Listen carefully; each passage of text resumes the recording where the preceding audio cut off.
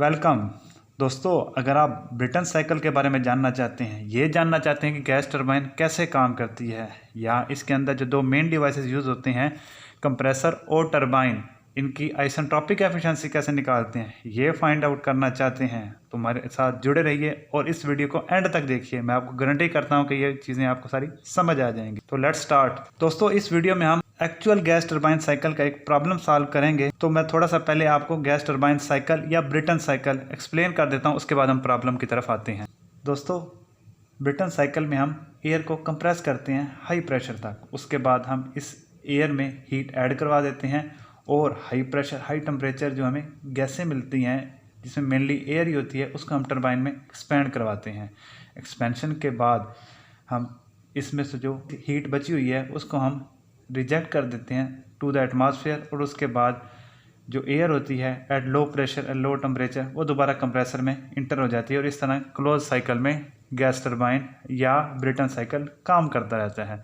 यही चीज़ मैं आपको टीएस डायग्राम के ऊपर समझा देता हूँ 1 से 2, क्योंकि कंप्रेशन है ये हमने शो कर दिया ग्रीन कलर की लाइन की मदद से। दोस्तों, अभी आप ये ब्लू वाला हिस्सा आप बेशक ना देखें, ये मैं थोड़ी देर बाद आपको इसको डिस्कस करता हूँ।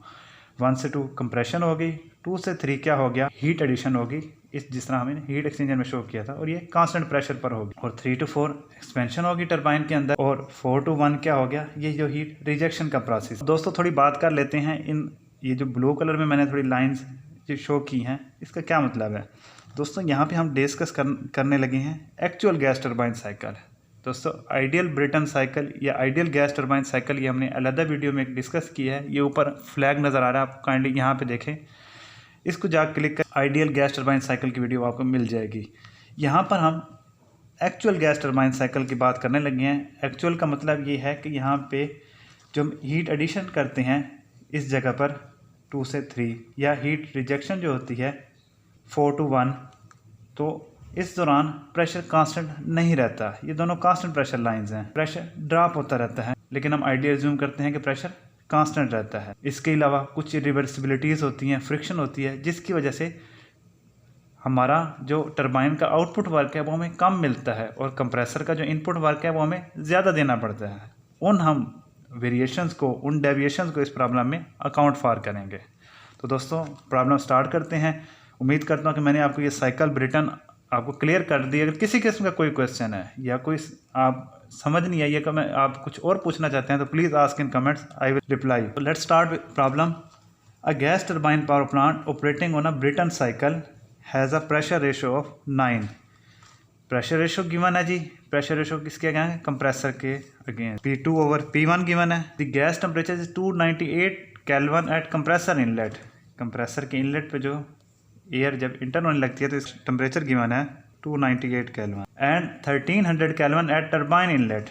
टरबाइन के इनलेट पे इस जगह पर जो टेम्परेचर गिवन है वो है 1300 kelvin. Utilising air standard assumptions and assuming a compressor efficiency of 85%, compressor की यानी आइसेंट्रोपिक एफिशिएंसी गिवन है हमारे पास 85% एंड टरबाइन एफिशिएंसी ऑफ 80%, और टरबाइन की आइसेंट्रोपिक एफिशिएंसी है हमारे पास 80%। हमने क्या फाइंड आउट करना है? बैक वर्क रेशो, और पार्ट भी फाइंड करना है थर्मल एफिशिएंसी, और last part turbine exit temperature. Exit turbine का टेम्परेचर क्या? ये इस जगह पर। अब दोस्तों, प्रॉब्लम का सोल्यूशन स्टार्ट करने से पहले मैं आपको थोड़ा सा ये कंप्रेसर और टरबाइन वाला हिस्सा क्लियर करना चाहता हूँ। दोस्तों, ये 1 से 2s जो मैंने शो किया ये है आइसेंट्रोपिक प्रोसेस, यानी जो आइडियल होगा, लेकिन एक्चुअली ये इस तरह काम करता नहीं है। थोड़ा सा इससे फ़र्क आता है, जो हमें ज़्यादा इनपुट वर्क देना पड़ता है, ये लाइन थोड़ी राइट की तरफ इंक्लाइंड होती है। इसी तरह टरबाइन के अंदर हमें आइडियल वर्क आउटपुट नहीं मिलता, उससे कुछ कम मिलता है। तो ये जो ब्लू लाइनें हैं ये उस चीज़ को शो कर रही हैं, और ये आइसेंट्रोपिक प्रोसेस के आइडियल प्रोसेस के कितना करीब है वो हम डिसाइड करते हैं आइसेंट्रोपिक एफिशिएंसी की मदद से। पार्ट ए दोस्तों, back work ratio. Back work ratio क्या होती है? Work done by compressor over work done by turbine. अब ये हम एक्चुअल लेंगे क्योंकि हमने ये एक्चुअल गैस टरबाइन का हम डिस्कस कर रहे हैं। अब एक्चुअल वर्क ऑफ कंप्रेसर हमारे पास किस चीज़ के बराबर होगा? Isentropic efficiency of compressor given है, मैं यहाँ से निकालने की कोशिश करता हूँ। आइसेंट्रोपिक एफिशिएंसी ऑफ कंप्रेसर होगी हमारे पास isentropic work of compressor over actual work of compressor. अब आइसेंट्रोपिक एफिशिएंसी ऑफ कंप्रेसर है मेरे पास, मैंने एक्चुअल वर्क निकालना है तो मैं इसको थोड़ा सा एडजस्ट कर देता हूँ। एक्चुअल वर्क ऑफ कंप्रेसर आ जाएगा isentropic work of compressor over isentropic efficiency of compressor. अब आइसेंट्रोपिक वर्क ऑफ कंप्रेसर मैं निकालना चाहता हूँ, तो ये इक्वल होगा ये वाला जो ये वर्टिकल लाइन है, H2S माइनस H1। अब H1 मैं निकाल सकता हूँ, मेरे पास T1 गिवन है, इसके अगेंस्ट में जाकर टेबल से वैल्यू देख लूँगा 298.18 केल्विन। अब H2S मुझे निकालने की ज़रूरत है यहाँ पर, ये इस जगह पर। तो H2S निकालने के लिए अब यहाँ पे मेरे पास प्रेशर रेशो गिवन है, तो मैं इसको यूज़ करता हूँ कंसेप्ट ऑफ रिलेटिव प्रेशर, क्योंकि यहाँ पे उसने कहा है कि यूटिलाइजिंग एयर स्टैंडर्ड अजम्पशंस। तो इसका मतलब है कि मैं ये वाला रिलेशन यूज़ नहीं कर सकता। ये तब यूज़ करते हैं जब कोल्ड एयर स्टैंडर्ड अजम्पशन हो या हम स्पेसिफिक हीट को कांस्टेंट ले रहे हों। तो H2S निकालने के लिए मैं रिलेटिव प्रेशर कंसेप्ट यूज़ करता हूँ। PR2 over PR1 is equal to P2 over P1। P2 over P1 मेरे पास रेशो ऑलरेडी गिवन है। PR1 मैं ये T1 के अगेंस्ट निकाल लेता हूँ। यहाँ से मेरे पास PR2 आ जाएगा 12.18 और इसके अगेंस्ट में जाके एंथैल्पी नोट डाउन कर लूँगा। H2S आ जाएगा मेरे पास 561.17 किलो जूल पर केजी। अब ये दोनों वैल्यूज़ मैं यहाँ पे पुट करूँगा तो आइसेंट्रोपिक वर्क ऑफ कंप्रेसर मेरे पास आ जाता है 262.99 किलो जूल पर केजी। अब यहाँ पे मैं आइसेंट्रोपिक वर्क ऑफ कंप्रेसर यहाँ पे पुट करूँगा। आइसेंट्रोपिक एफिशिएंसी ऑफ कंप्रेसर 85% मेरे पास है, तो यहाँ से एक्चुअल वर्क ऑफ कंप्रेसर आ जाएगा मेरे पास 309.4 किलो जूल पर केजी। इसी तरह आइसेंट्रोपिक वर्क ऑफ टरबाइन में निकाल सकता हूँ H3 माइनस H4S, यानी ये इस आइडियल प्रोसेस के नाम जो वर्क होगा। अब H3 मेरे पास T3 है, तो यहाँ से मैं जाके टेबल से H3 निकाल सकता हूँ। अब H3 आ गया, H4S मुझे चाहिए इस पॉइंट के ऊपर वैल्यू। अब दोस्तों यहाँ पे नोट करें कि ये वाली कांस्टेंट प्रेशर लाइन है, इसका मतलब है कि P2S पर जो प्रेशर होगा वो P3 के अलॉन्ग भी सेम होगा। इस तरह P1 का जो प्रेशर होगा वो P4 का भी सेम होगा। तो ये P2 ओवर P1 का मैं लिख सकता हूँ P3 ओवर P4। तो अगेन मैं रिलेटिव प्रेशर का कंसेप्ट यूज़ करते हुए ये निकालने की कोशिश करता हूँ। PR3 over PR4 is equal to P3 over P4। P3 over P4 की रेशो मेरे पास यहाँ पे गिवन है 9। PR3 की वैल्यू मैं यहाँ से निकाल लेता हूँ। T3 के अगेंस्ट टेबल से मैं वैल्यू जाके नोट डाउन करूँगा, मेरे पास आ जाएगी 330.9। अब PR3 मेरे पास आ गया। ये P3 और P4 की रेशो भी मेरे पास है, तो यहाँ से मैं PR4 निकाल लूँगा। ये आ जाता है मेरे पास 36.76। दोस्तों ये रिलेशन आइसेंट्रोपिक प्रोसेस के लिए वैलिड होता है। तो यहाँ से मेरे पास जो एंथैल्पी की वैल्यू आएगी वो भी आइसेंट्रोपिक के लिए आएगी H4S। ये आ जाती है मेरे पास 764.01 किलो जूल पर केजी। अब आइसेंट्रोपिक वर्क ऑफ टरबाइन मेरे पास यहाँ से आ जाएगा। H3 की वैल्यू ये पुट कर दूंगा, H4S मेरे पास ये है, तो इसका आंसर आता है मेरे पास 631.96 किलो जूल पर KG.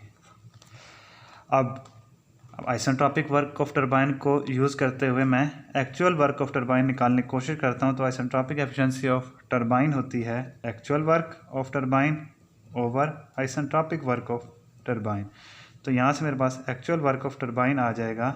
Isentropic work of turbine को आप आइसेंट्रोपिक एफिशिएंसी से मल्टीप्लाई करेंगे तो हमारे पास आंसर आ जाता है 505.57 किलो जूल पर केजी। अब मेरे पास एक्चुअल वर्क ऑफ कंप्रेसर भी आ गया और एक्चुअल वर्क ऑफ टरबाइन भी आ गया। तो ये वैल्यू दोनों मैं पुट करता हूँ, तो मेरे पास जो बैक वर्क रेशो आती है वो आती है 0.612। अब दोस्तों ये रेशो जब हमने लास्ट टाइम आइडियल साइकिल वाला प्रॉब्लम सॉल्व किया तो उसमें ये रेशो आई थी 40%। अब इसका मतलब है कि एक्चुअली 21% बैक वर्क रेशो ज़्यादा होगी। बैक वर्क रेशो का मतलब ये है कि जो टरबाइन वर्क आउटपुट प्रोड्यूस कर रही है उसका 61.2% इस्तेमाल हो जाता है सिर्फ इस कंप्रेसर को चलाने के लिए। तो एक्चुअल केसेस में ये रेशो काफ़ी ज़्यादा होती है। पार्ट बी की तरफ मूव करते हैं। हमने निकालनी है थर्मल एफिशिएंसी। थर्मल एफिशिएंसी किस चीज़ के बराबर होगी? Work net over Q in. Work net हम निकाल सकते हैं जी टरबाइन का वर्क एक्चुअल जो है माइनस उसमें से हम कंप्रेसर का वर्क माइनस कर देंगे, यानी इस वर्क में से हम ये वाला वर्क माइनस करते हैं तो हमारे पास नेटवर्क आ जाता है 196.17 किलो जूल पर केजी। अब दूसरा हमने क्या निकालना है? Q in. क्यू इन यानी जो हीट सप्लाई कर रहे हैं। दोस्तों हम एक्चुअल केस कंसिडर कर रहे हैं, तो जो हीट सप्लाई होगी वो H3 से लेकर ये H2 के दरमियान, यानी इस प्रोसेस के दौरान हीट सप्लाई होगी H3 माइनस H2A। अब मैंने H2A चाहिए मुझे, तो H2A हम निकाल सकते हैं कंप्रेसर वर्क की मदद से, यानी actual work of compressor is equal to H2A minus H1। H1 मेरे पास यहाँ पर है और एक्चुअल वर्क ऑफ कंप्रेसर मेरे पास ये मैं ऑलरेडी निकाल चुका हूँ, तो यहाँ से मेरे पास H2A आ जाएगा 607.58 किलो जूल पर केजी। अब ये H2A मैं यहाँ पे पुट करूँगा तो मेरे पास Qin की वैल्यू आ जाती है 788.39 किलो जूल पर केजी। अब दोस्तों नेटवर्क भी मेरे पास आ गया और Qin भी आ गया, इन दोनों को मैं पुट करके थर्मल एफिशिएंसी निकालता हूँ तो इसकी वैल्यू आती है 0.248 या 24.8%। अब दोस्तों लास्ट पार्ट सी की तरफ मूव करते हैं, वो है जी टरबाइन का एग्जिट टेम्परेचर हमने निकालना है, यानी T4 ये वाला ए निकालना है जी हमने। तो हमें एक्चुअल वर्क ऑफ टरबाइन मालूम है, वो किस चीज़ के बराबर है जी H3 minus H4A। Actual work of turbine मेरे पास ये है, H3 ऑलरेडी हम निकाल चुके हैं, तो H4A यहाँ से आ जाएगा 890.4 किलो जूल पर केजी। इसके अगेंस्ट आप टेम्परेचर निकालेंगे टेबल से जाके, तो यहाँ से हमारे पास वैल्यू आ जाती है 861.66 केल्विन। दोस्तों ये हो गया हमारा टरबाइन का एग्जिट टेम्परेचर। अब दोस्तों यहाँ पे मैं आपको एक सवाल छोड़ के जा रहा हूँ, उसका आपने आंसर कमेंट्स में देना है। सवाल ये है, जो हम टरबाइन में high pressure high temperature gases inter करवा रहे हैं उनका टेम्परेचर है 1300 केल्विन। अब टरबाइन से वर्क आउटपुट हासिल करने के बाद जो हमारी एग्जॉस्ट गैसें खारिज हो रही हैं, ये T4 के ऊपर जी मैं यहाँ पे शो कर रहा हूँ, वो हो रही हैं 861 केल्विन के ऊपर। और ये 861 केल्विन बहुत ज़्यादा टेम्परेचर होता है और हम ये एटमॉस्फेयर में खारिज कर रहे हैं। क्या आप इंजीनियर होने के नाते ये सोचते हैं कि यह फिजिबल है, या इन एग्जॉस्ट गैसें का जो टेम्परेचर है ये किसी जगह इस्तेमाल होना चाहिए? तो इसका जवाब मुझे दीजिएगा, मैं अगली नेक्स्ट वीडियो तक आपका इंतज़ार करूँगा। थैंक यू दोस्तों, गुड बाय। अगर किसी किस्म का कोई क्वेश्चन है तो please ask in comments, don't take tension.